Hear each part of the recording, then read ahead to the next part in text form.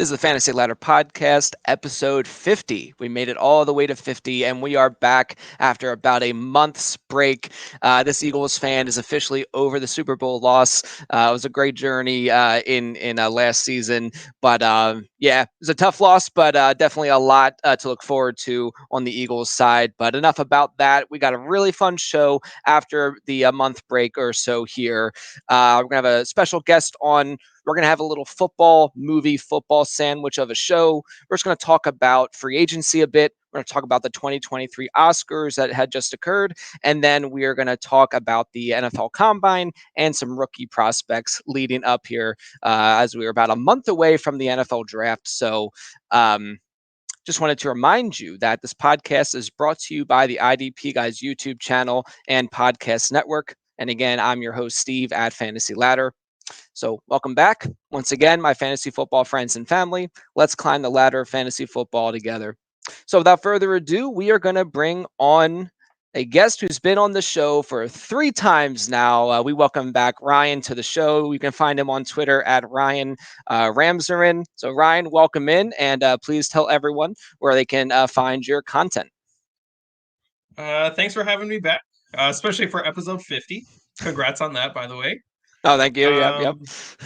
Um, you can find me on Twitter at Ryan Ramsaran. I'm putting out articles at RotoViz, RotoBaller, and Dynasty Pros, and a little with Dynasty Nerds as well.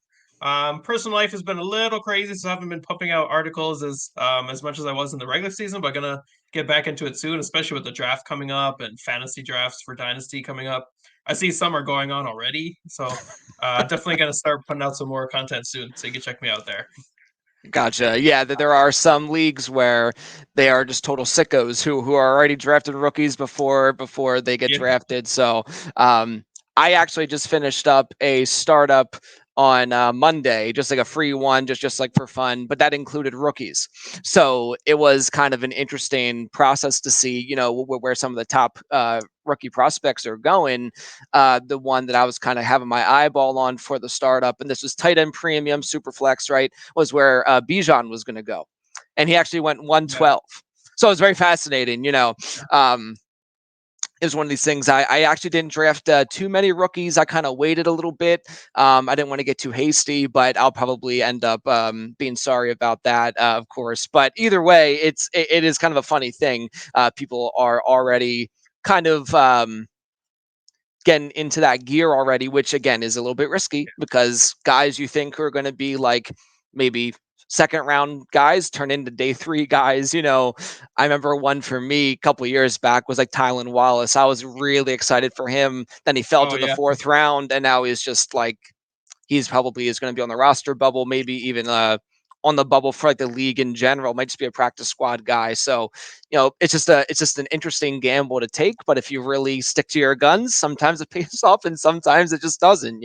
But yeah, that's cool. So, as we were saying, we're going to touch on free agency just a bit. Now, you remember Ryan from his appearances in the Giants season preview back in the summer, and then in the divisional round preview back then in January. So, I got some questions for you regarding the Giants free agency moves. Big question. Going into the season was regarding Daniel Jones and if he was the future of the Giants team in this. After a very positive season with Brian Dable as new head coach, they did give him the extension. So I'm curious about your thoughts on that. Are you encouraged by that? Are you kind of lukewarm on that? What are you thinking about that?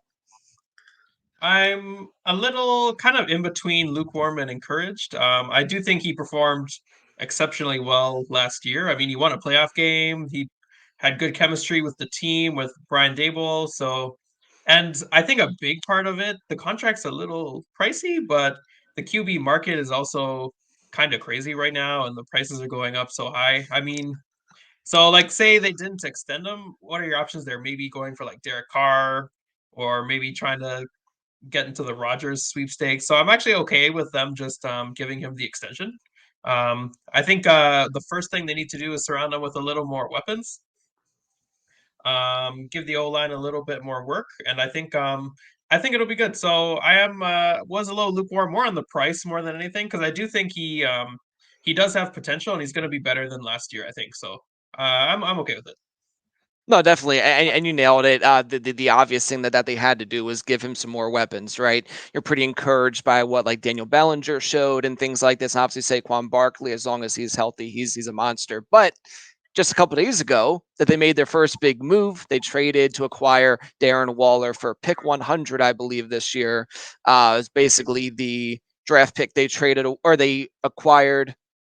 Um, from the Kadarius Toney trade, and then they used Yeah. that to get Darren Waller. So I think that's a really exciting fit for the Giants in general. I do like it for Waller. I think that keeps him in a pretty relevant, tight end position that can get kind of ugly fast. So I think he kind of stays in that upper tier, behind Kelsey and Andrews, presumably. So thoughts on that, and is that the direction you like to see the team going in? And are you pumped for that? Or are you kind of like iffy on that just because he's getting a little older? I think he's 30 years old now, but um, That one I'm excited for. A big reason was the price. I mean, for a third round pick, like why not? He's Darren Waller. He has a little bit of an injury history. sure. But if he can stay healthy, it's totally worth the pick. I think he could be really good with the Giants. And I like that. I'm glad the price came down because I heard rumors that I think Green Bay offered a second rounder in the middle of the season for him, and the Raiders turned it down, Oh or wow, something like that. So we actually got a pretty good price. So I'm kind of happy with just trading pick 100 for him. I think he could be good if he could stay healthy. I think he'll be like a big part of the offense. I think he could work well with Daniel Jones, and it'll give Daniel Jones some more consistent weapons. Um, and yeah, so I'm really excited for that one. I heard Slayton is coming back. So I but also heard Hodgins is coming back, and they just signed, I think today, Paris Campbell as well. yep, that's right. Um, yeah, so he's another one that I think he can be good, but he has an injury history as well. So Yeah. that one's a bit of a gamble. But I'm excited. I hope. I actually was a little sad. I wanted them to be more involved in the Jacoby Myers sweepstakes, but Oh sure, um, yeah, so I was a little sad that he went to the Raiders. But I'm okay with how what the direction they're going in with the free agency so far. gotcha. Yeah, um, uh, Paris Campbell, until he's out of the league, as always, is going to be just full of upside. As long as he's on the field, you think, well, it's gotta work, it's gotta work. But he just has some trouble staying on the field. So no, I think it's a really good move for the Giants. I think a 1 year deal and a pretty affordable one as well. So really have very little to lose as far as I'm concerned there. So I do like that a lot. Any other free agency moves that you particularly like or think it will be the most impactful for fantasy football purposes? For fantasy football purposes, I mean, if you're a big Swift guy, you're probably not happy with the whole David Montgomery signing. I think that's gonna hurt a lot of people. I also think on the other side of that, people who are big on Khalil Herbert, I can see the Bears drafting a running back. So I don't think he's gonna have as high value as he does at this very moment. I think post draft his value is gonna drop. So he'd be a guy I'm looking to sell while his value's at its peak. Um, Sure. I think the whole running back market for fantasy is going to be really interesting. Like Miles Sanders going to Carolina, where I think he can get a big workload there. And he's going to get a new quarterback coming into town as well. We don't know who it is yet, but I'm sure we'll get to that and our predictions. Um, I think the receivers as well. I was really big, like I mentioned on Jacoby Myers. I thought if he goes to the right team, he could have a huge smash this season. Don't know about the Raiders with Jimmy G now. Right. Um, I'm not too sure. Waller's gone, but if Devontae Adams is going to stay and Hunter Renfro's still there, that might be a little messy for everyone involved, especially with Jimmy G there. Yeah. Derek Carr, say what you want about Derek Carr. I mean, he slings it. Like he throws a lot. Jimmy G is not going to throw at the volume he does. So I think everyone in the Raiders kind of just went down a bit. Yeah, I would tend to agree with that. I think it was a better like real life football move than like a fantasy football, as far as that Yeah. kind of application goes. So I think it makes sense for the Raiders to do that. Um, but yeah, just kind of a little sad. You kind of wanted a little bit more for Myers there, but we'll see what the Raiders do if they take a quarterback, just to kind of be behind Jimmy G for a while there. It might be okay. I don't know, but it's like it's kind of a tough one there. But yeah, so I definitely agree with a lot of that. I completely echo your thoughts on Miles Sanders. As an Eagles fan, it's sad to see him go. As a Penn State and Eagles guy, he just was like a great guy to have on the team, but definitely seemed to be kind of an expendable piece of that offense. But very happy for him to get the opportunity he did in Carolina. I think it's a fantastic fit. Like I agree, big volume opportunity. Although the offense may be a little bit shaky, just as things kind of. I think things will swing up, as they have Frank Reich and he's back with like Deuce Staley and stuff. So I think it's a great fit there. But the first year maybe just a little bit iffy as they kind of bring up the rookie quarterback. I mean, they have to take a quarterback because they traded up, from 9. So with Andy Dalton, he may get a couple starts, and I'm not sure, but yeah, so it'll be interesting. But I'm very excited for Miles Sanders.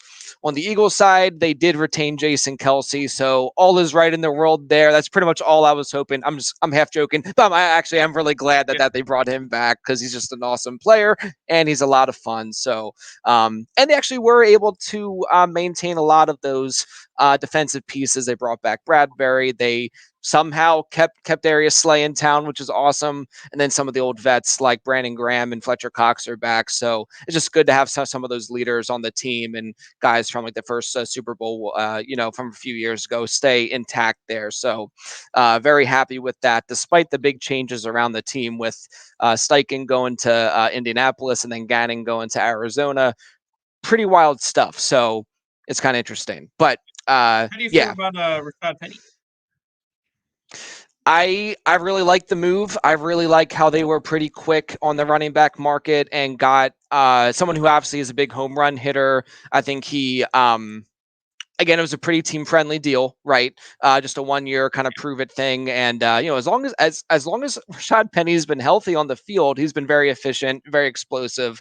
I think he really complements well with Kenneth Gainwell and then Boston Scott, who kind of mix in. So I'm very excited for it, but you just got to kind of temper the expectations of it because he just has to be on the field. You know what I mean? But Yeah. either way, I'm pretty excited for uh, Kenneth Gainwell at this point. But I think Penny could really mix in nicely again as long as he's healthy. So it's just one of those things. But to your point earlier, like the running back market is very fascinating. So they were pretty quick to add him. I think he was one of the first running backs to sign. And then since then, there's been a couple moves like Donta Foreman has actually joined the Bears. I don't think that's going to affect Khalil Herbert as much. I really hope not because I'm like really looking forward to Herbert there in Chicago without Montgomery. But I mean, of course, he could still mix in, more than what I would want or care for.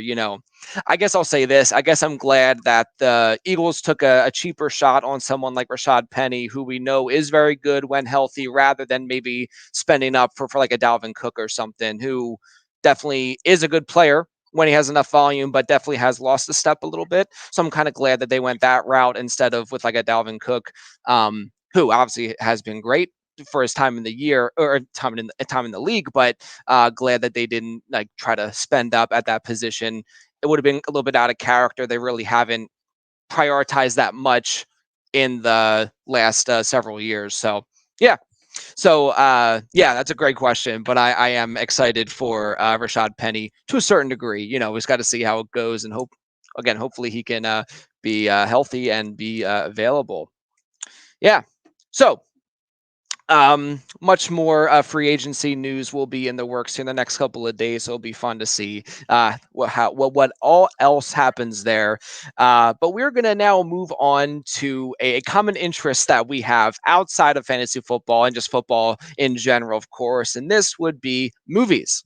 So I picked up on Ryan being very much into movies through some tweets of his from like a year or two ago, and that got me really excited because we'd have like kind of a similar taste. So I thought this would be a good opportunity just to have a little bit of fun with something other than football, and we'll have other football talk here on the back half of the show. But the Oscars just happened, so I just want to kind of talk through some of the winners and the nominations and things, and hear your take on what transpired, and just generally just learn a little bit more about your taste in movies and stuff. So um, there is this notion that like the award season can be a little bit silly. Like art is kind of a subjective thing. Do we really need to be giving awards to it? So you, as a movie fan, as just an enjoyer of entertainment, do you personally care about the Oscars? Like does that mean a lot to you, or you just kind of think it's like kind of silly to be like rewarding the upper class already? Like what's your take on that? Um, So I'm kind of in the middle. Like I get what you're saying. Like movies are very subjective, so um everyone's gonna like different movies, think different movies are good. So like you can go into like what makes a good movie and all that kind of stuff. But I do think at the same time it's pretty cool to celebrate, like what they do think is like the best movie and what who they do think is the best actor. They don't, in my opinion, I think where it gets a little like controversial is when it comes to the winners. I'd say usually they get the nominees like I'm usually okay with the nominees. They make sense. And then when they pick the winner, I might be like, oh, I probably would have picked the other person or something like that. So, um, I do actually, I'm actually gotten more into the Oscars as of late. Okay. I used to be big into it, and then I started getting a little like, I'm kind of over it. Like half the people I don't think should have won one, and I remember one time it was about Interstellar, actually. It lost Best Original Score to like the Grand Budapest Hotel or something. And then I was just like, Okay. oh, the Oscars are a sham. Like they're trash.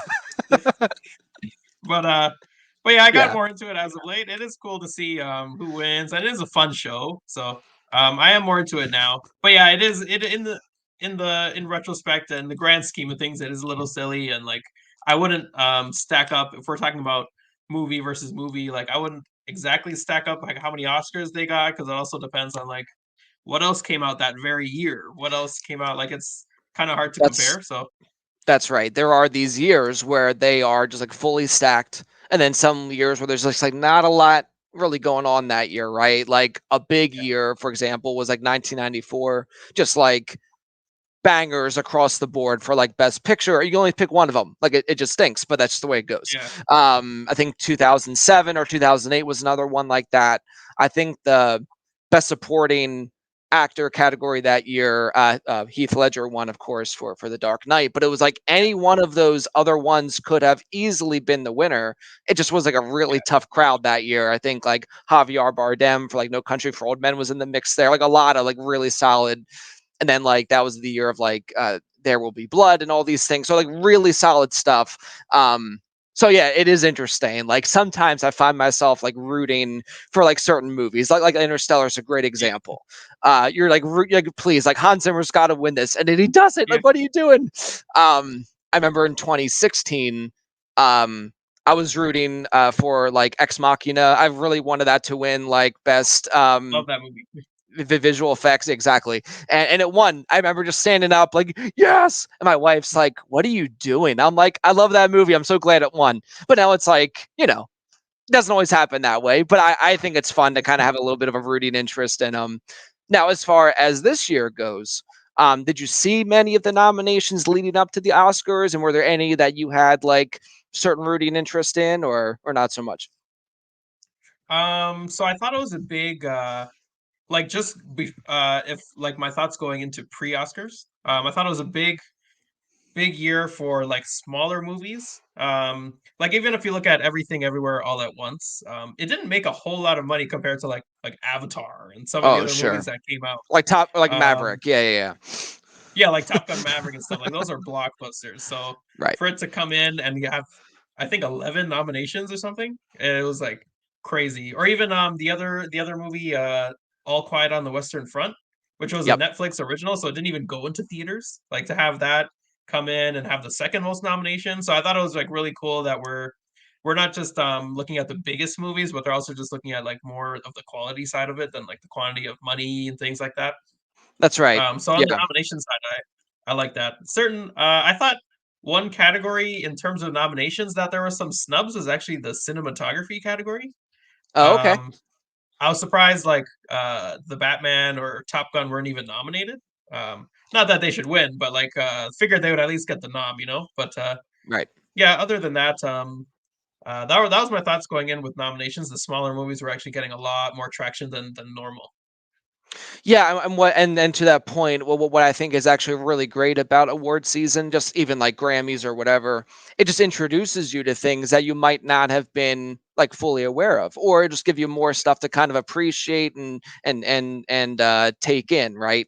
So, for example, I had heard about Everything Everywhere All at Once just because I listen to movie podcasts. Like I'm like kind of I try to be Yeah, into it. I want to know what's happening, but I hadn't gotten a chance to see it yet. So that's definitely what I'm going to be checking out. Obviously, it like really swept, so that really just ups the intrigue from the other just crazy things you hear about the movie. I mean, it sounds like it's like nuts, but definitely entertaining, I'm sure. But I actually didn't see too many of the movies. I saw Maverick, I saw Elvis, I saw the Batman, and you know Black Panther had a couple, but the stuff that I'm going to go out to the movies for is not like some of the nominations, right? Like I may eventually watch like Banshees of Inisherin, but I'm not going to go out to the movies to see that.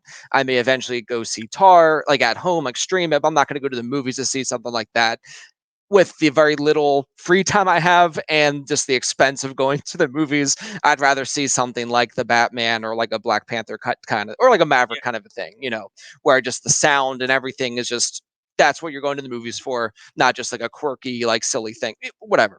But either way, so I hadn't seen that many, so after the fact, I was very intrigued by some of the winners, and then perhaps wanted to check them out eventually. So I'm just going to run through some of the big winners, starting with like the score. This again, you appreciate that. I appreciate that. That went to All Quiet on the Western Front. Cinematography, All Quiet on the Western Front. Best film, of course, went to Everything Everywhere All at Once. Director was the Daniel the Daniels duo for Everything Everywhere All at Once. Supporting actress Jamie Lee Curtis, same movie. Best actress was Michelle Yeoh, same movie. Then supporting actor Ki Huai Kwan, who gave an awesome speech. That was just it was such an awesome moment, and to see him deliver that speech was just really just a tremendous moment. I really loved that. And then, of course, going off of that, best actor went to Brendan Fraser, which as an actor, I just wasn't like crazy about him. Like on the earlier, I mean, he was okay, but I was yeah, really happy that he had this comeback after the like abuse allegations and stuff that didn't turn out to be true when he just kind of went away for a while. So I was just glad to see like a guy kind of yeah. get back on his feet and have a really strong performance. It seems like I did not see The Whale. I may check it out. Darren Aronofsky movies are a little bit iffy for me. I really need to be in like the right mindset before Yeah. I check them out. So when I do eventually check that out, I'll need to keep that in mind just because some just leave me like woo, But either way, so it was very interesting. So I am definitely intrigued by some of the movies, but um, will I get to all the nominations? Probably not. Um, like I keep telling myself I still want to see Parasite 2 from like a couple years ago. Still haven't checked that Oh, out yet, but that was definitely something I was like highly motivated to, just didn't get around to it yet. So maybe I'll make a point to do that this year. I don't know. How about you? Like after seeing like who won and stuff, did anything like really intrigue you? Like things that you're probably gonna make a point to go see at this point? I think I saw most of the movies. I think there's one. I think best adapted screenplay was this movie called Women Talking that I haven't seen yet. So I think Okay. I've heard good things, so I'm probably gonna go check that out. For the most part, I saw most of them. Oh, Um, nice. Okay. yeah, so I made I think the only one that I missed out on was The Fablemans, the Steven Spielberg one. Yeah, I that's think it got another cut out though. I one. don't think it won anything. Yeah, but that was the only one Right. that I didn't get to watch before the show. So I was a little glad that like it didn't win anything because I feel like I didn't miss out Gotcha. in Gotcha. terms of like Gotcha. seeing it clear out awards. But like I'm like, oh, I didn't see that movie yet. So um, all of everything that won, I think I pretty much ended up seeing beforehand. Gotcha. Very cool. Yeah, I liked that. I feel like the Oscars are kind of changing now. Like before, it used to be like one movie would come in and like clear out and win like seven awards, and then it went for a little while of them spreading the love around. But then this year, everything everywhere kind of cleared out. It won like 6 or 7 or something like that. It started Yeah, definitely. near the start of the night. It seemed like for all the like production and cinematography and stuff, All Quiet on the Western Front was winning some awards. So it seemed like it might have been their night. But then when it came to directing, actors, actresses, Best Picture, everything ever just cleared out. So um, that was a bit interesting. I thought they actually would have spread the love around a little more. I thought Kate Blanchett for Tar might have got Best Actress, but Michelle Yeoh's great. Totally fine with her winning. I thought it was just a toss up between those two. So Gotcha. yeah, Yeah, so I'm very intrigued now. I've only have heard kind of like mixed reviews on it, but I just think the movie just sounds really unique. Like I'm gonna be checking it out anyway. But just one of these things. It's kind of like a longer movie, so you kind of have to plan ahead for that. But I mean, that's not gonna keep me from seeing it. It's just one of those things. I may have to watch it in like chunks or something. Cause I just like miss the days of like Redbox. Like I don't know if you still have those around you. I don't see them anywhere anymore. I used to get them all the time, but now if you want to rent something on like Amazon or something, like the prices like gotten up a little bit. So I don't know. I'm yeah. not made of money, but like I can't justify sometimes like renting something for like $6.99. Like I don't know, it just seems like a lot. But if I'm really desperate, I may just have to do it, you know. But either way, definitely going to be checking out Everything Everywhere All at Once and The Fablemans for sure. And then eventually, I'll probably get around to seeing The Whale if I feel like taking on another Darren Aronofsky movie. I don't know. I saw like Mother. Remember that one from a couple years back? That was a Without interesting right experience. with exactly. It just was beautifully made. Like it was really well done. I Yeah, just that just put me in like such an odd mood. And you know, if you've seen the movie, you know why. It just was a very stressful viewing experience. Because I don't want to hear about like what to expect. 'Cause I just want to go in like very neutral.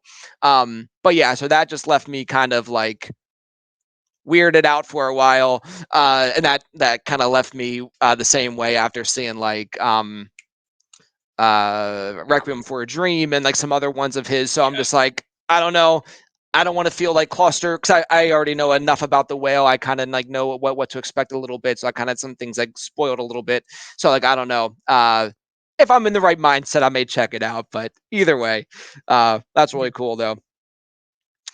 Yeah, so I was very happy for Brendan Fraser, very happy for Ki Huai Kwan. Yeah. Yeah, so that'll basically wrap up our Oscars discussion there. Just curious now, just want a random recommendation from you. Anything that you've watched recently for the first time, or something that you revisited that you would recommend to the audience for fellow movie lovers like us? Uh, ooh, I'm trying to think of I'm trying to think of something non like from the Oscars just now. So something like Oh, maybe it could be someone might not anything. have seen. Right. It could be anything. So, for example, the one that I just recently watched for the first time just a couple of weeks ago was A Quiet Place. I'd never seen that Oh, nice. when it first came out. Not that I was like skeptical about it or anything, but just for I know exactly why I didn't see it because like my kids were like really little. We didn't like leave the house, whatever. But eventually I just watched it. It was streaming on Paramount Plus, and I was blown away. I thought John Krasinski did a fantastic job with this movie because they have to not make noise because that's what brings like these monsters around. Oh my gosh, unbelievably well made. The very next night, I watched part two because I was also streaming, and so I just like Nice. knocked both out like night to night. It was fantastic. So that is definitely something I would recommend for people to check out. A Quiet Place, directed by John Krasinski, 100%. Those are good picks. I actually I might have liked the second one more than the first one actually. For those Oh, ones, okay. I think. Yeah. I thought it was a really solid sequel. Um, I just really liked how they just took some of the information that you didn't see in the first one and just kind of showed you a little Yeah. bit before and after, you know, the events of the first one. Um, really solid sequel. You don't always get that, so I'm always a little Yeah. skeptical, you know, when it's something like that. But really solid. I would agree. I think my pick would be have you seen Prisoners? I just watched that for the first time um, Oh, really? about a month and a half ago because that was just put on Netflix. at that Oh yeah, point. it was. Yeah, And I was like, I need to watch this movie. I've heard nothing but good things about it. This like rebirthing of like Jake Gyllenhaal as just an amazing. I mean, he's been like a good actor for a while, but it just kind of caught on to me like recently. Like, man, he's like really solid. Fantastic. I've told at least 6 people about Prisoners. So that's a really great call. Um, Unbelievable, start to finish. Pretty long movie. Didn't feel like it. Basically, at this point, anything that Paul Dano is in, I'm in for. You know what I mean? I think he's yeah. fantastic. But the whole thing, so good, so good. That's a great pick. Yeah. Yeah, and I think that was when Denis was making, like, when you think of Denis like catalog, that was the one that was a little early, so I feel like a lot of people haven't seen it yet, even though so I think people who are watching his bigger movies now like Dune and Blade Right. Runner and stuff and Arrival, they should definitely check out Prisoners and see what he was like near the start. It was really really really really good. And Hugh Absolutely. Jackman was unreal in that movie as well. Yeah, I mean, you just feel for the guy, and Yeah. obviously you can see what happens in the movie, but man, really intense. He's like Wolverine without the claws. You know what I mean? Like it's Yeah. that level of like intensity. It's awesome. So yeah, that's a fantastic call. There for sure. I just had seen the Quiet Place after that, so that's still a little bit more fresh in my mind. But that's awesome. That's a great one. Now, which movies are you anticipating the most for 2023 or beyond? Anything coming out this year that you're like super duper pumped for? I have two, so I'll let you go first. All right, so I think this year is going to be really big for like the theater like blockbuster movies. Like you got Dune Part 2 coming out. Oppenheimer is probably my most anticipated. Can't go wrong. Yep. Christopher Nolan's putting out a movie like opening night. I'm there. A week after that, I'm Yep. there again. So um, I'm also a big fan of the John Wicks, which I think comes Oh, out sure. next Friday. Oh, Chapter 4. wow. Okay. So I think those are probably my top three, and then some other big movies. I think Barbie comes out this year as well. Oh, Um, okay. Yeah, yeah, yeah. yeah, and there's a Leonardo DiCaprio movie. I think it's a Scorsese movie. I just forget the name. I think it's called Killers of the Flower Moon. That sounds right. No Yeah, yeah, yeah. idea, no idea what it's about, but just with that title, I'm in. So I mean, you have Scorsese and you got Leo. That's pretty much good enough for me. yeah, It could be a period piece from any time. I don't care. I'm there. Absolutely. Yeah. So my number one was Oppenheimer. The trailer that was dropped a few weeks back, unbelievably pumped. Cannot wait. It's gonna be great. And then the other one I had was Guardians of the Galaxy Volume 3. That's coming out in May. oh nice. So definitely looking forward to that for sure. Those movies kind of like crept up on me. I wasn't really sure like what what to expect from just like the original trailers. I'm like, well, this just looks goofy. It doesn't really look like a real Yeah, like Marvel, you know what I mean? But then like just instantly fall in love with them. So Volume 3 is coming out there in May. So that's soon approaching too. But I agree with the list you made. It may be a very big year for movies for sure. That's awesome. So what we're going to do now is just a little bit of fun. We are going to do a general movie draft. Okay. So this is as wide open as it comes. It can be directors, actors, actresses, screenwriters, composers. The whole thing is open. We're going to go 5 rounds.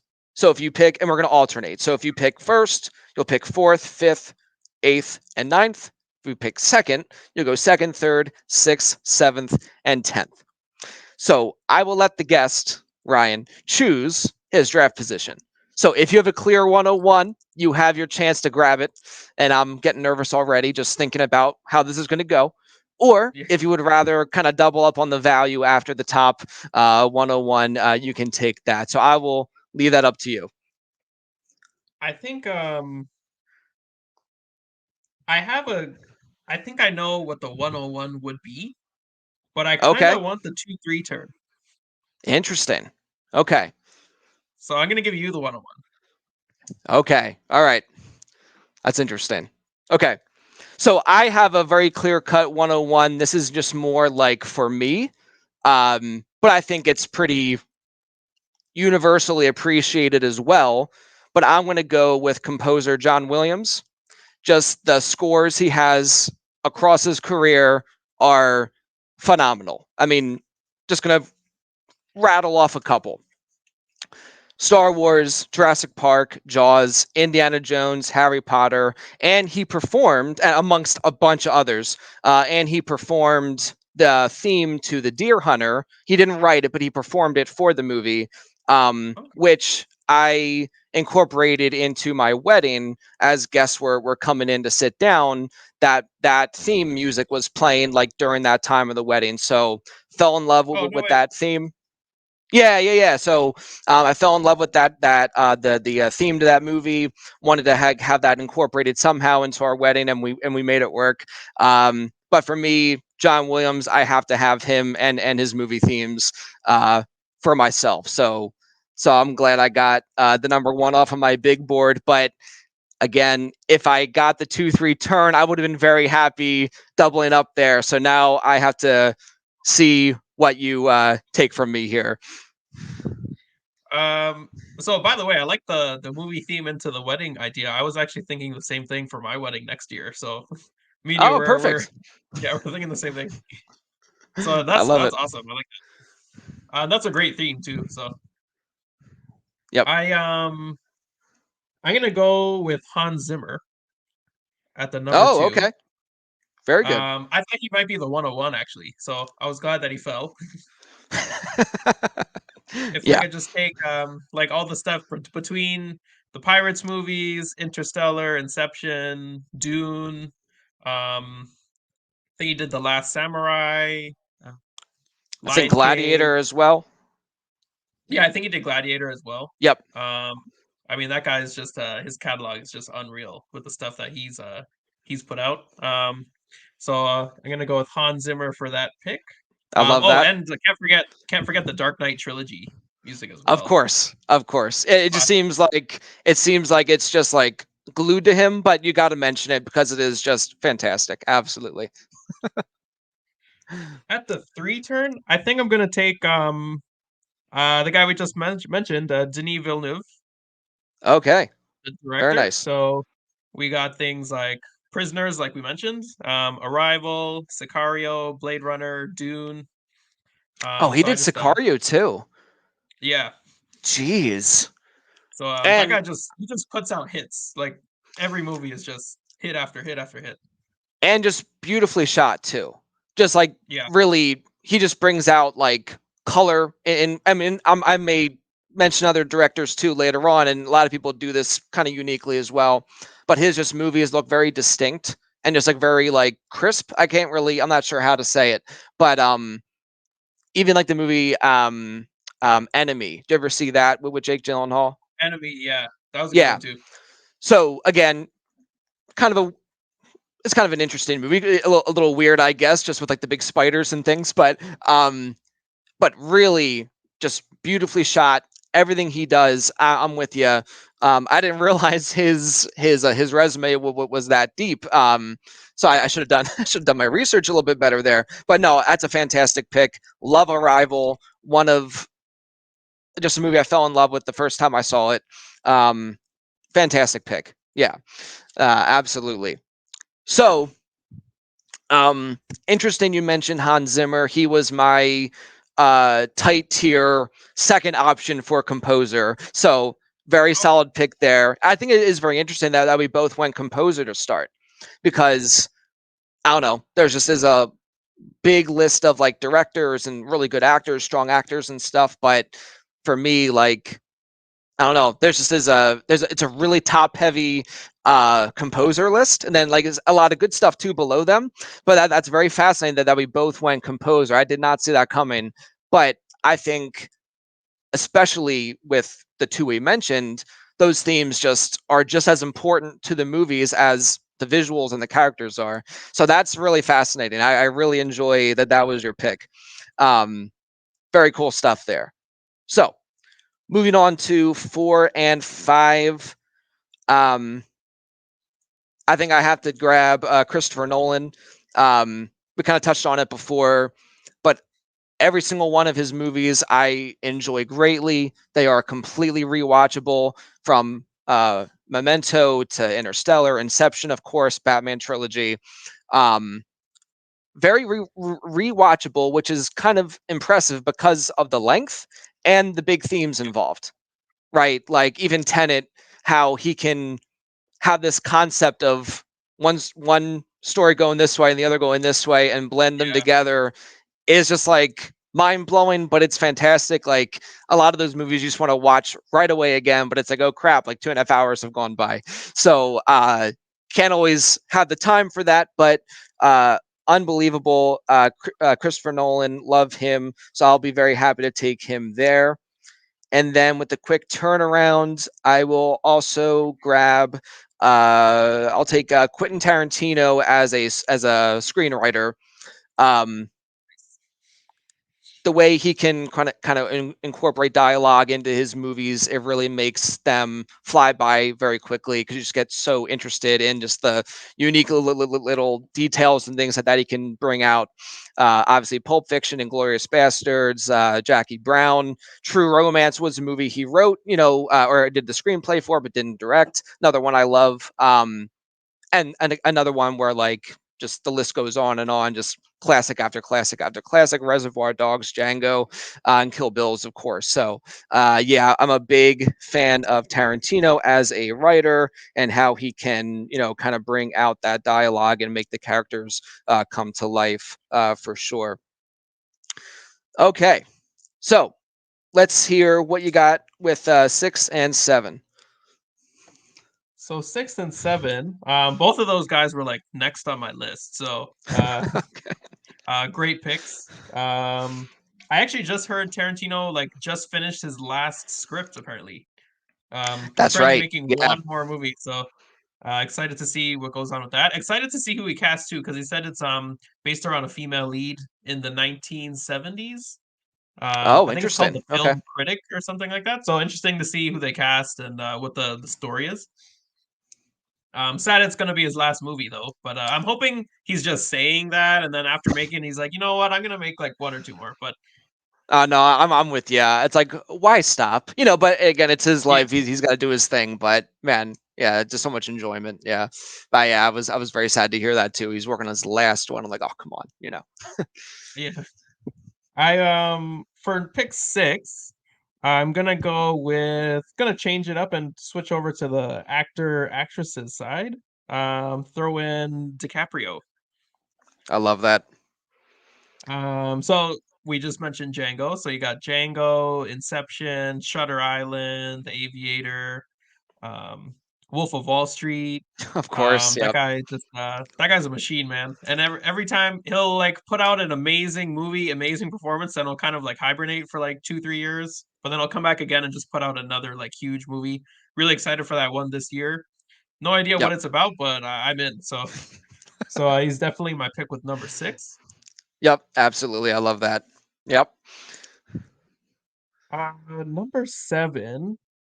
I think I want to go. This might be a very broad answer. Sure.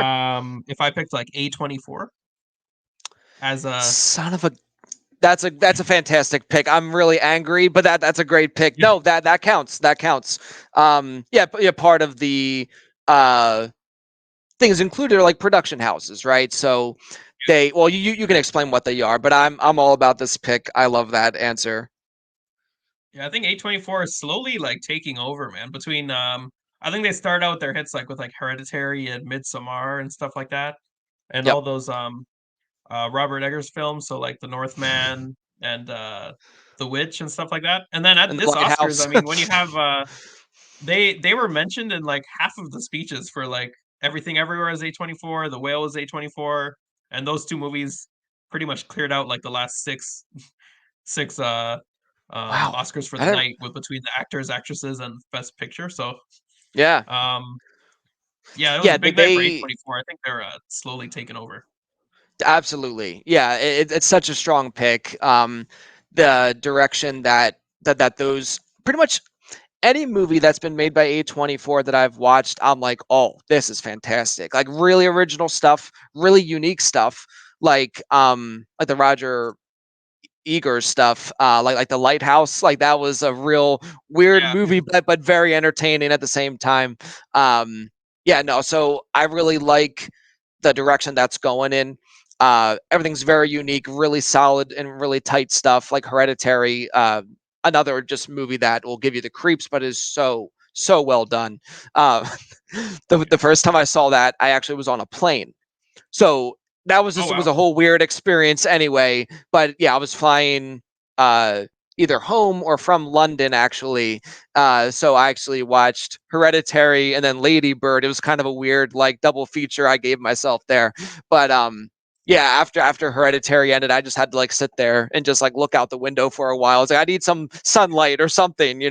But oh, extremely well done. I'm really envious of that pick. That's such a good one. Good job. All right. So got 8 and 9 coming up for myself. Okay. I'm going to take another director and I'm going to take David Fincher. He's Oh another one for me that just has a really like distinct use of like color. I really like the way he just like builds shots. You know, again, it's just kind of hard to like really pinpoint, but like Denis and like with Nolan, just you kind of tell it's their style from like the get go, right? So like Fight Club, The Social Network, Seven, Gone Girl, like really just even like the girl with the dragon tattoo, you can just kind of tell it's a Fincher thing. The game, yeah. it's kind of dark, but like dark lighting for some of it, but you just kind of know it's his style. Even like House of Cards, like on Netflix, I just love the way he just puts a shot together. So really love David Fincher. Oh, now I'm kind of in a tough spot. I kind of have a coin flip with two actors. Um, but I will go with Robert De Niro just to kind of solidify Nice. some of the Scorsese stuff and the kind of the gangster movie genre, but then also just his whole catalog is just really solid as well.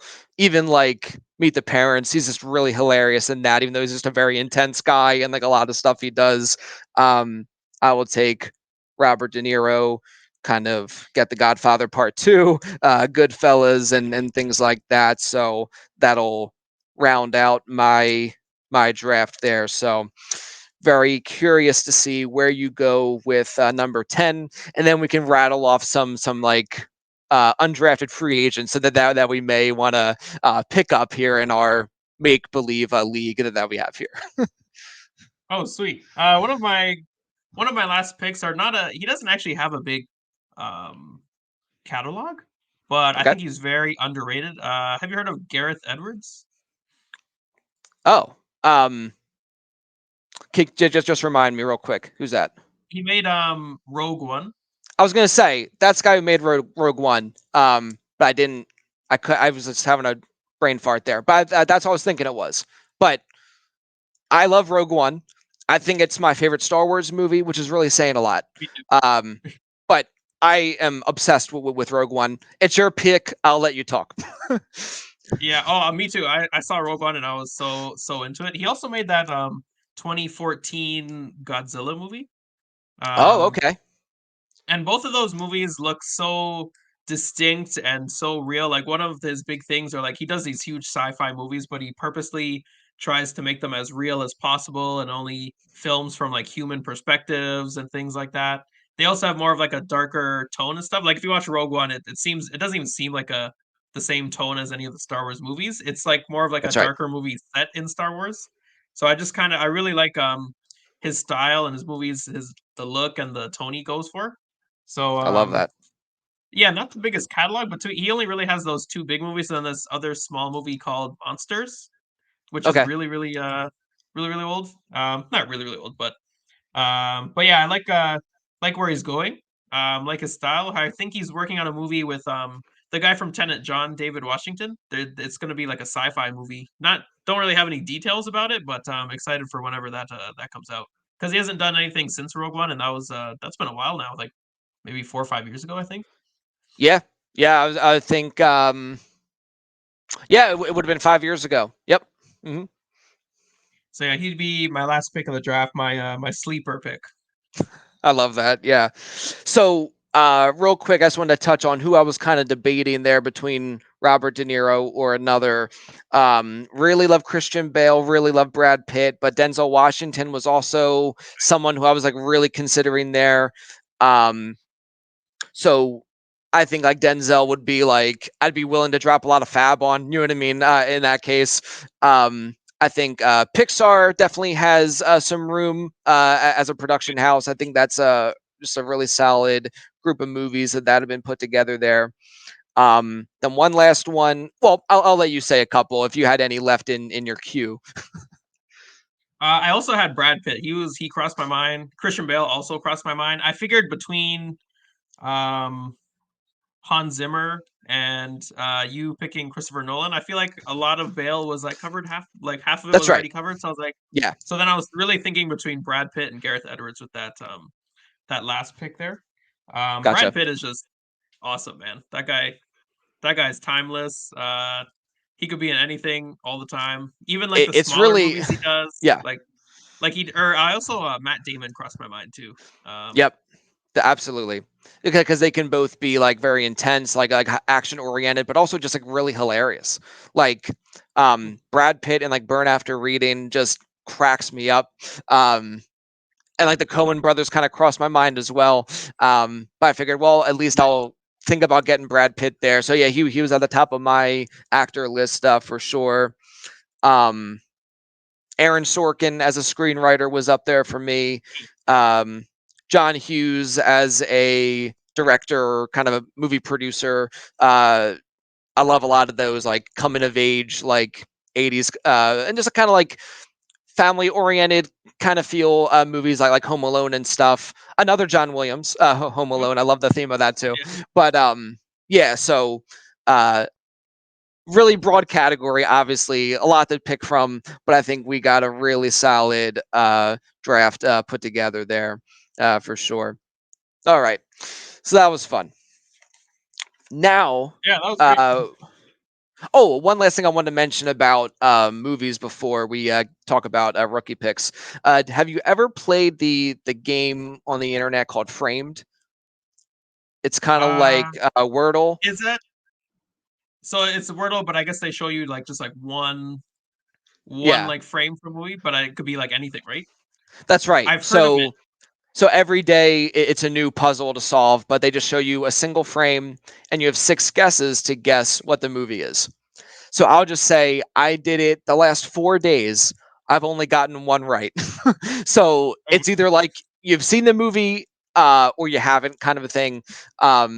But it's really fun. It's a really fun exercise just to kind of figure out to see like because you have six guesses to try to get it correct and stuff. But I would tend to say it's really hard, but it's also really fun. So definitely anyone who's into movies, I would definitely just Google framed and like the top thing, just click that and just have some fun with it. But that's a lot of fun. But yeah. All right, very cool.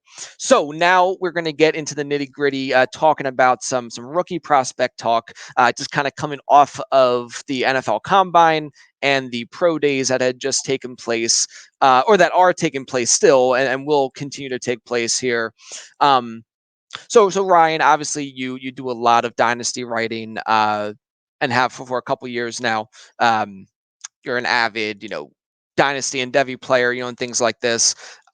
When you watch the NFL Combine, what are you looking for the most?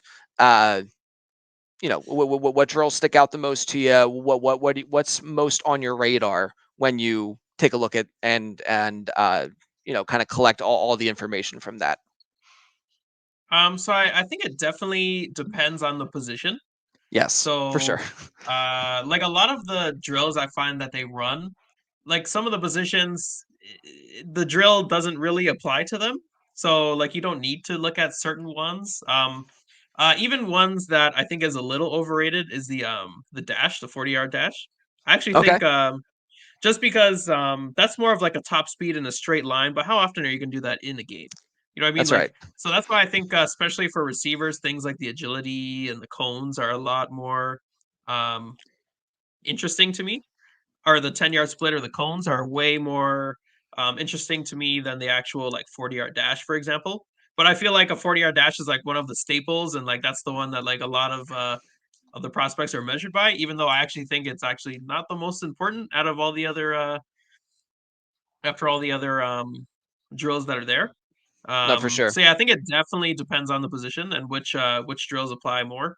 Like when you have like a lineman doing the 40 dash, does that really matter? Like, is that really going to change your idea of if they're going to be a good pick or not, just based on their 40-yard dash? Like, That's right. Yeah, so it's an interesting thing because the one lineman tore his ACL. I don't know if it was during the 40-yard dash, but or maybe it was from that. I think he just like toppled over, and like now he may not get. I mean, if he does get drafted, he's going to be late in the process or like what like, that just really sucks, you know what I mean? So like yeah.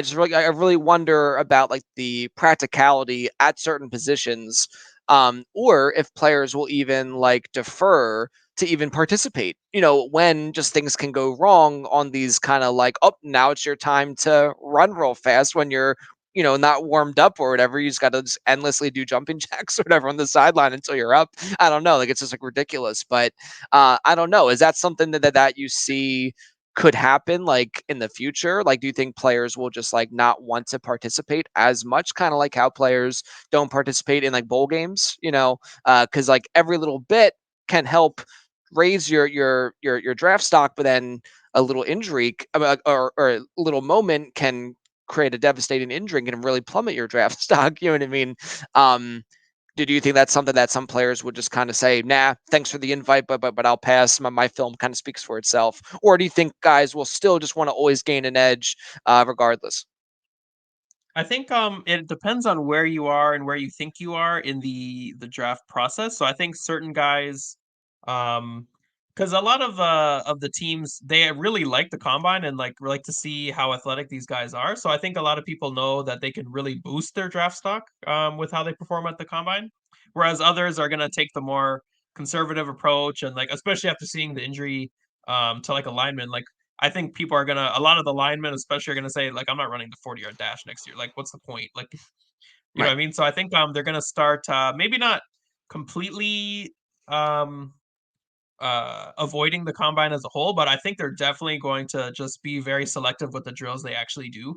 Um, for the risk of injury and the risk of if they don't perform as well, they know that it'll actually affect their draft stock, even if it's something that won't really apply to them.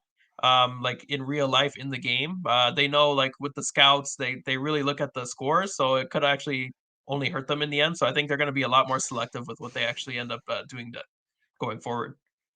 Yeah, it's very interesting. So, like, an example of players, deferring certain drills, right, would be like Jackson Smith Najiba not doing the 40-yard dash, but he did like some of the other drills. He did some catching. Well, he had a phenomenal three cone drill, right?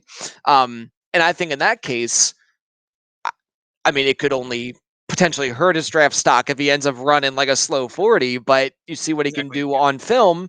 And it's like, well, we know what he is. We know Ohio State is like a wide receiver factory. Obviously, I'm not scouting, but by the helmet, but still, it's like you can just see it in the way they play. It's unbelievable. But especially him, so that kind of his game kind of speaks for itself. So doing the 40, I think I think it was probably a good decision, but also just an interesting position. To not do the 40. So you would agree like that doesn't sway your evaluation of him one way or the other, or does it? I think it was a good move by not doing the 40. I think, like you mentioned, the 40, I think would have only hurt him.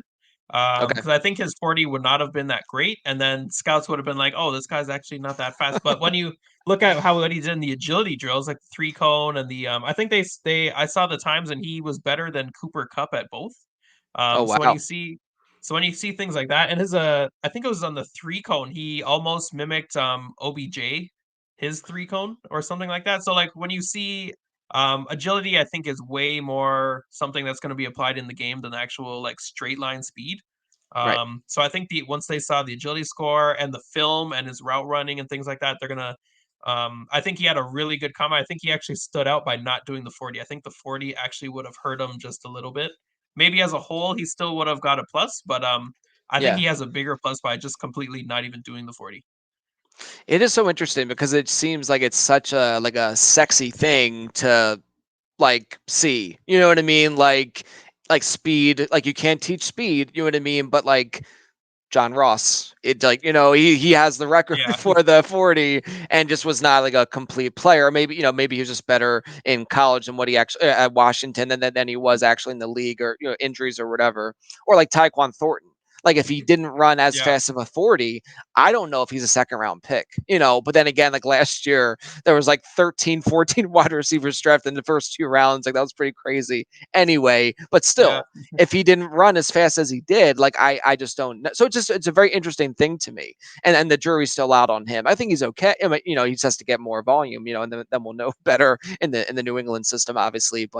Um but yeah, it's just a very interesting thing to me. But you just hate to see when these guys get hurt, but then again, it could happen in a spring game, it could happen in a practice, it could happen just doing reps on the bench. You know what I mean? Just like weird stuff happens. So it's just kind of a weird thing, but it's like a very delicate line to walk where you want to separate yourself from the other guys, um, and just really show your stuff, but you don't want to get in your own way at the same time too. So it's just a very interesting thing. But like no other sport do people care like they do for the NFL Combine. Like it's so because like the yeah, NBA has one, but no one is like dedicating like days and days. I mean, I know like ESPN will show like bits of the coverage and stuff, but it does not get passed around the same way that like the NFL Combine does. It's just an interesting thing. But yeah, so I just really wonder what that'll look like moving forward as guys or as players will get a little bit more selective in the kinds of things that they demonstrate or not demonstrate. Now it makes sense if you're already a little bit banged up coming in to the combine to only do certain things. I mean, because you still want to be there to measure and do the interviews and stuff. But yeah, so it's just a very fascinating thing that I am curious to see how that will change over time. Kind of like training camp now, they have like the padded helmets and things. Which you just want to yeah, keep the guys healthy as long as possible. I mean, it looks a little goofy or whatever, but it's like, look, would you rather be able to play or be concussed or you know what I mean? So it's like if they can minimize like the opportunity of that. I mean, obviously, I'd probably wear the thing too. You know what I mean? But it is just very interesting though. So question for you. Who were some of your favorite prospects leading up to the combine, and did your opinion change at all after the combine? So CJ Stroud for sure going in, just because I thought based on this could all be rumor and speculation, but based on all the reports I was seeing, it actually seemed like Will Levy was getting a lot of traction. Anthony Richardson, well, which I'm sure we'll get to later. Yeah. And then of course Bryce Young. When I personally think Stroud is the best QB in the class. And if I had the number one pick, I would take him with the number one pick easy. So I really want to see his combine and see how he does to like really separate himself. And I think he did. I think he was great. It also is a little interesting that Bryce Young didn't do anything. So, because he's waiting for the pro day, I believe. So, Okay. that'll be interesting to see how he measures up when people look at that tape and things like that. Um, One that I actually think disappointed a bit, who I was excited for though, was Jordan Addison. Oh, okay. Yeah. Just because I thought, based on reports, he seemed like kind of like the number three receiver that might come off the board. Right. But there was reports that, and I actually thought if he had a really, really good combine, he might have been able to move up the charts a bit. But I actually think he disappointed a bit. He was a lot slower than I was expecting. I think I got here, he ran a 4.4940. Um, and like he's already undersized, so you thought you would really want him to make up with that for having like crazy speed. So I was a little sad that I think his stock took a bit of a hit with being as slow as he was. Not super slow, but when you're that size, you'd expect to be faster. Oh, for sure. Yeah. So I think he might still go in the first round, but I think he's definitely probably going to be the third receiver off the board. Gotcha. So those were a couple that I was excited for, and just want to see how Bijan teared it up. So I think He did. He going in. He was like the 101 in dynasty drafts, and now he still is the 101 in dynasty drafts. So That's right. Yeah, I mean, rookie you draft pick. have Yeah, you have a couple years worth of just monster performances at the college football level, uh, and just unbelievable testing. So he's just as advertised, right? For sure. I think a couple guys for me that really like raised an eyebrow in a good way. What was Anthony Richardson, of course, just absolute freak of nature athlete, like really exciting. Um, just kind of gives you kind of like Cam Newton vibes a little bit there on just what the raw potential is. But I still have a lot of work to do on these guys, obviously. But that was very exciting to see. He's going to be a big riser for the actual NFL draft and in rookie drafts as well. He was already going to be going like at least back end of the first round of rookie pick. Now he's going to be in that front yeah. half, definitely kind of jumped ahead of maybe some of the receivers or, and some of the running backs perhaps. But yeah, so just tons of potential there. So that's very exciting. Another one for me, or a couple more that did jump up for me was Devin Achane out of Texas A&M. Very fast 40 time. Again, I think the 40 is a little bit more important for running backs than say Yeah. offensive lineman, right? But obviously you want to do like the shuttle to be good on there too because of your change of direction and things like this as well. But I think when he can show obviously what he can show on film, then it can translate to the actual like testing, and then it's confirmed by what he can show on film. That's really what you want to see. So for me, um, he just was originally just like in that kind of cluster of like running backs that aren't named Bijan, and then that kind of bumped him up a bit, at least for me.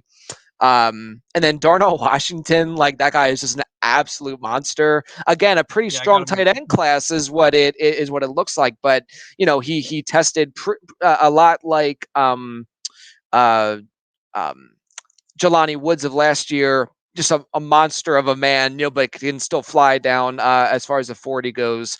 And the one little clip I saw that was really impressive was he was able to move like that, like blocking thing. Again, I've never played football, so I'm like an idiot. But the where you kind of push the tackle dummy back, Yeah, he just he did it with seemingly effortless, and then there was like one of the other tight ends like really struggled to get it moving. So it's just fascinating, like good prospect, but he really just has like unbelievable power, great speed, and of course the one-handed catch during like the catching drills was also very cool. So he was another one that really just kind of separated himself from the pack, which I think is what you want to try to accomplish as a prospect. So I think the three of them definitely did that.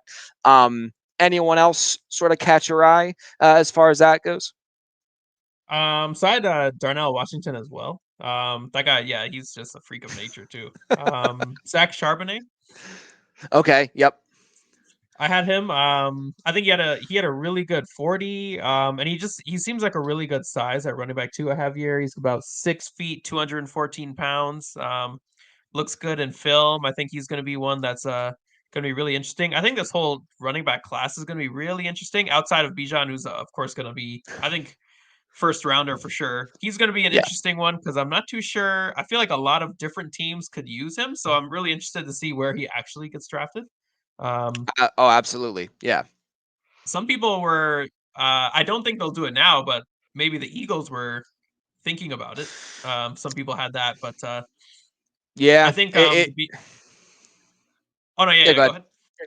I was going to say it's just a little out of character for them to really prioritize the running back position. I mean, Miles Sanders what was a second rounder, and like so it was like LaShawn McCoy, but like it just has been something that like Howie Roseman has not really firmly prioritized, like linebacker and running back. They just want to kind of get in free agency or get like just not super high draft capital.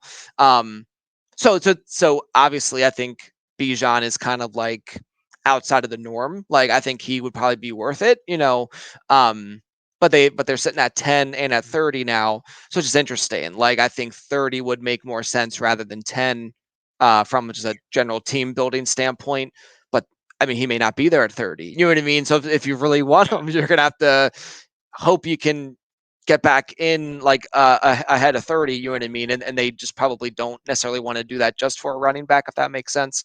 I mean, it wouldn't put, I wouldn't be surprised if they still draft somebody, um, you know, third round or like early day 3, just to kind of have a little bit more depth, just because of the issues of Penny's health and stuff, as we touched on. But no, pretty much anywhere that Bijan goes is just going to be like an explosion on Twitter. You know what I mean? Or whether it's the Bills or the Cowboys at this point, you know, it's be very interesting. Um, but yeah, so I think we're all very much anticipating that, and a lot of us were with like Brees Hall as well. Then I was shocked he didn't. I mean, he could have gone in like late in the first round, you know, but then he went very early on day 2. You know what I mean? So it was all good. But yeah, so I'm very much excited for that. But yeah, so that'll Okay, be quick interesting. question. Yeah, On the topic of Anthony Richardson, where do you think he, based on his combine, his insane like athleticism, do you think yeah. the rumors of him going like in the top two are true, or do you still think it'd be Bryce and CJ for sure? I think it's going to go Stroud and then Young. I think to the Raiders is definitely a possibility. I think he's definitely is going to be the third quarterback off the board. Not that I didn't like believe the Will Levis hype, but I think he really separated himself just as a prospect to kind of work with. You know what I mean? Just a physical specimen. A team is going to love to have him to kind of develop.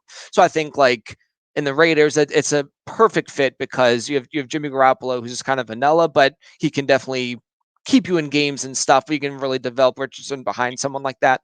So I think he would have to go to a spot where he might not have to start right away. I think that would probably be for the best. Where I think Stroud, like I'm in agreement with you. I was kind of Bryce Young, and then I have flipped over to Stroud over the last few months. I just think he's just as safe and as solid as they come. Like he could start right away.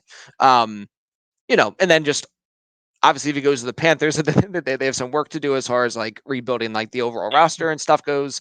And they made some moves in like free agency and stuff, but nothing to really make them like contenders, right? Like I like Miles Sanders, I like Hayden Hurst, but that's just not enough to really get Stroud up to whatever. So it'll be a little bit, especially with all they gave up to trade up to number 1. But either way, yeah. So I think Richardson will be the third quarterback off the board. I think like the Raiders or the Colts even. I think that might be an interesting fit. Where he could potentially, I think he could potentially compete to start in year 1, because they just signed Minshew and stuff, So maybe Minshew starts a game or two, maybe 4, I don't know, but yeah. So I definitely think he'll be taken in the top 10 for sure. I'll be really shocked if he falls. I would consider it falling if he doesn't go in the top 10, for sure. Yeah, I totally agree. I thought most of the mock drafts I saw had Colts taking Will Levis, but I think Richardson is going to be. I agree. I think Richardson bumped himself up to number three. Yeah. So it'll be really interesting. This is going to be a really interesting draft. I'm really excited for this draft. Oh, definitely. Yeah.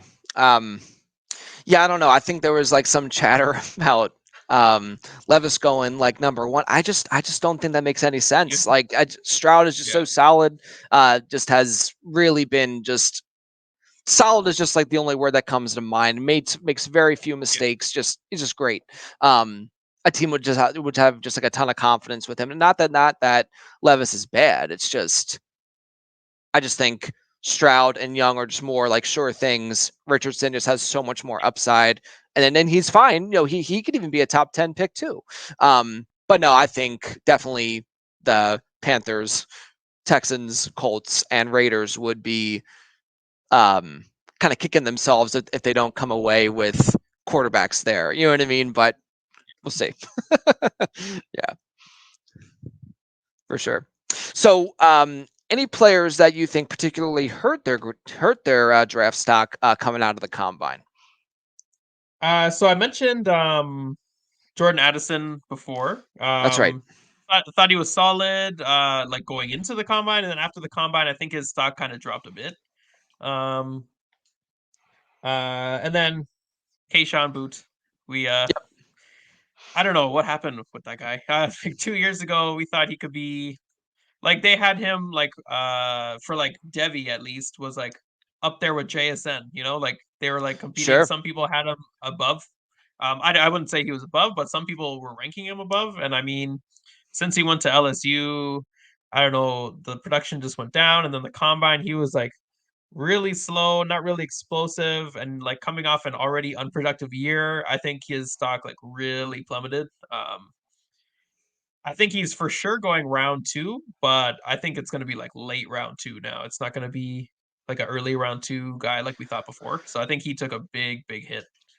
No, definitely. Yeah, he was the first name that came to mind for me. But like, if you have like really solid film and kind of questionable testing, kind of like Addison, you can kind of work with that a little bit. But like Yeah, when the production isn't quite at par, you really need to boost or you really need to boost in your testing to kind of separate yourself from the pack. And he just did not do that. Just one of the um really just the poorest showings at the combine in a while for someone of that kind of stature. It's very shocking. I wish him well, yeah, obviously, but like it's just very definitely a big dropper. And like some of the rookie mock drafts I've done, he was like a back end first rounder. I mean, he's going like back end second round right now. So if you do believe in the talent, I mean, that's a decent buying opportunity, but I mean, and that's why you mock, just to kind of see where guys are yeah. going and stuff. But definitely that has been very evident as far as a faller, if you will, for sure. So yeah. Anyone else come to mind for you, or were those the two that stood out the most? Those are two that stood out the most, mostly because I was really high on Jordan Addison going in, Okay, and sure. Keyshawn, I really thought he needed a good combine to boost up. Like you mentioned, like after an unproductive year, like he's one that would really benefit from the combine if he really shows out. So it was kind of disappointing to see him drop, especially because I think he is on my Devi team in our in our Devi league. So that combine hurt a bit. Yeah. Yeah, it's like a whole another level of like tilt, because I was kind of keeping an eye on some of the guys I drafted through the college season. Um, Fortunately, I feel pretty good about my picks, but either way, um, yeah, something like that, you would feel like nauseous, and it's like, oh no, I think this is such an important like Yeah, step in, whatever. But yeah, it's just a whole another level of like tilt, like you watch a guy like get hurt in the first quarter of like a important matchup you have, and it's like, oh no, not this again. So it's just a whole like yeah, Devi. It's been so much fun watching and tracking that stuff, but at the same time, just it's just another layer of stress now that you have to kind of yeah. peel back as you engage with football. But oh my gosh, yeah. Yeah, I want to do more Devi stuff, but it is really Me too. like I need to have I need to get my stuff in order. I need to have like my own like spreadsheet or something. Like I have nothing as far as like a reference point goes. I'm just like randomly like Googling crap. It's like I can't function that way if I want to succeed in that league. So yeah, it's one of those things. But yeah, that's been a really fun league though. None of my players in my Devi drafter were called up, so they're all still in school at this point. But yeah, yeah, it'll be fun to see, what happens in our rookie draft because it's just kind of like the scraps of what didn't get drafted back in Yeah, what was that, August or something. And then yeah, so that's gonna be a really fascinating thing. I don't even know how to even begin making a big board for that with who's left. I really need to check out that spreadsheet that Tommy made. But yeah, I got to get my stuff in order. So thank you for reminding me. But definitely unfortunate that he's on that squad. But we're not counting him out yet, but definitely a disappointing step. And maybe as we revisit this episode months from now, we'll be kind of like laughing at ourselves. Who knows? So yeah, we don't want to write these guys off, but definitely not a great step in that process for sure. But yeah, that's tough. Oh man, gotcha. So just kind of going like a little bit deeper into the class, who are some of your favorite later or like late or like later projected like rookie picks, right? So like in our dynasty leagues, some are like 4 rounds deep, some are 5 rounds deep. We'll just kind of stick it to like the middle of the third to like fourth round. Any players that are on your radar that you would recommend for the audience to keep an eyeball on? Marvin Mims comes to mind. Nice one. Very nice. From Oklahoma. He might not be like a late round pick anymore. I think he had a pretty people are starting to chat him up a lot more. He's one of those guys where he is a bit smaller, um, but he is really explosive and quick. So I think he's going to be someone that could really, really show out, especially on the right team. Yep. One thing that makes Dynasty interesting is if you have your draft before or after the NFL draft. So it kind of shakes it up, especially if before we talked about it earlier in the episode, like really shakes it up not knowing where their situation what it's gonna be. So Yes. I Yeah. think he's one in the right spot. He could be a really, really productive receiver. Um one other one who might be a little lower on people's list is Chase Brown, Okay. running back from Illinois. Fellow Canadian. Didn't know he was Canadian until today, so that was cool. There you go. Um Got to Good represent. size. He's a little on the short side. He's about 5'9", but he's 209 pounds. So he can Oh, there you go. yeah. So Yeah. he can really he's a bruiser. He his film looks pretty solid. So he's someone I'd throw a late round flyer on, especially when you're going into like end of the second, start of the third, when you're just making the dart throws. So I think he could if he gets into a good situation too, he could be very solid. Definitely. Okay. Any others, or were those the two that stood out to you the most? For sleepers, those were the two that stood out for me the most. How about you? Gotcha. So a couple guys that I just can't stop mocking. One is Deuce Vaughn, definitely like an undersized Oh, player in terms of size, like height and weight. So 5'6" and 180 or like one high 70s or something like that. But just a really fun player. Um, that's just more like just for me. Like I just really like the guy. Definitely a productive player at Kansas State and everything else, but will he get the draft capital? Will he have a sizable role in an offense? It's yet to be determined. It's pretty rare that guys at that size really make a big name for themselves. Like not everyone is Darren Sproles, right? But the comps are yeah, definitely there for a guy like him. So I just think he's a ton of fun. Definitely a guy, at least at this stage of the process, I would be interested in taking a shot on in that third or like the third round or later.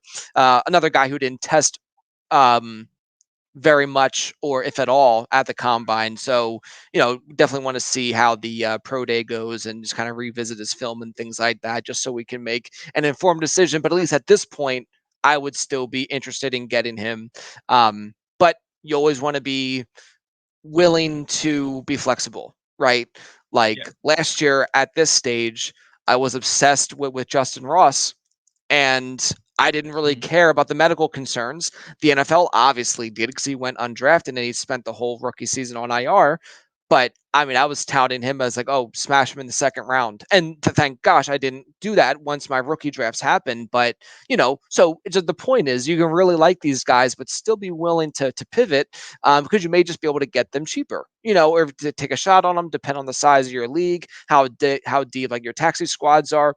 You got really nothing to lose at that point, but you don't want to do like ridiculous reaches when there's solid guys, right? Like again, like if there's a Mims available, maybe if he's there and not Deuce Vaughn, he's maybe more of a surer thing. You know what I mean? So it's one of those things to kind of be weary of. Just always be checking your process and stuff. I'm just talking to the audience and not to you. I'm just saying in general.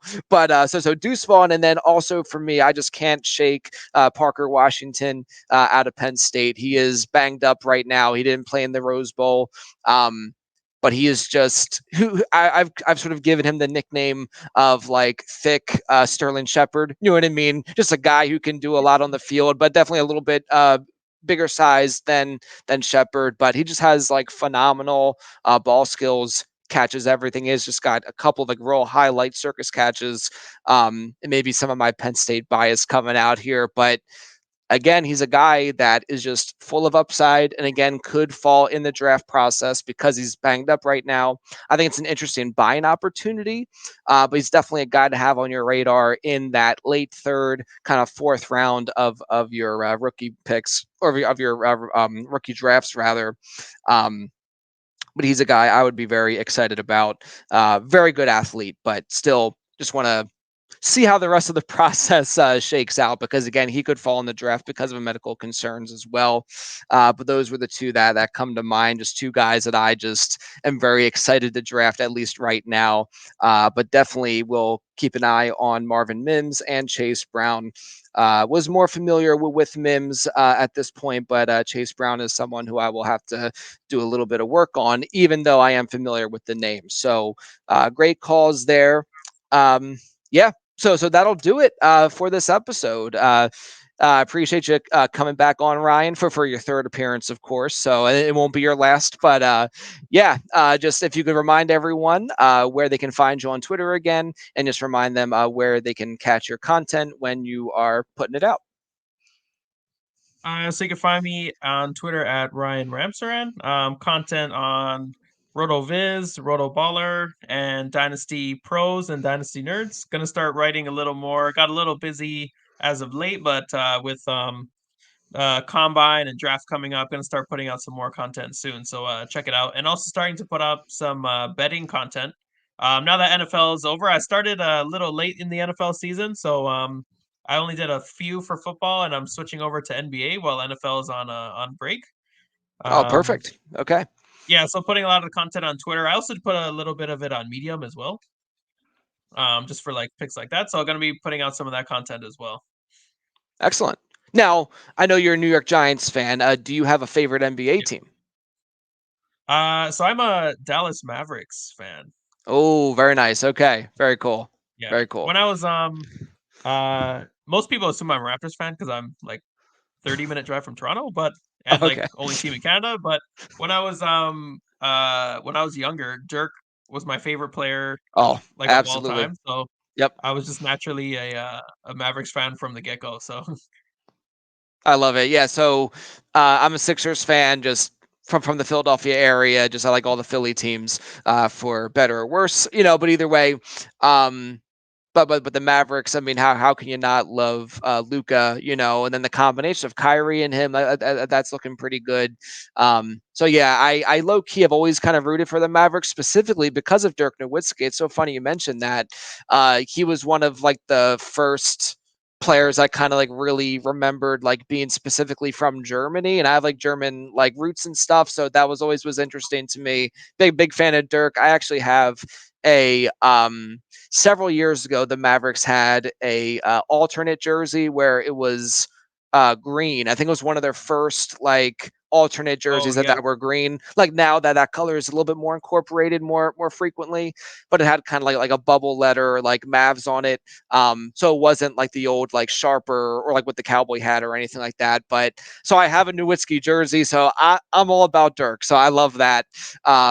Very, very much. But depending on how the Sixers do and how the Mavericks do, I will keep you in mind watching the Mavericks. So that's really cool. But the point is, check out Ryan's content with the NBA betting and obviously all the work he's putting out for football, especially as that starts gearing up here. So, well, Ryan, this was really fun. I appreciate talking football with you and movies, obviously, and definitely won't be the last time you'll be on the show. So, everyone, go follow Ryan on Twitter and keep an eye out for his content. But until next time, thanks for tuning in and keep climbing.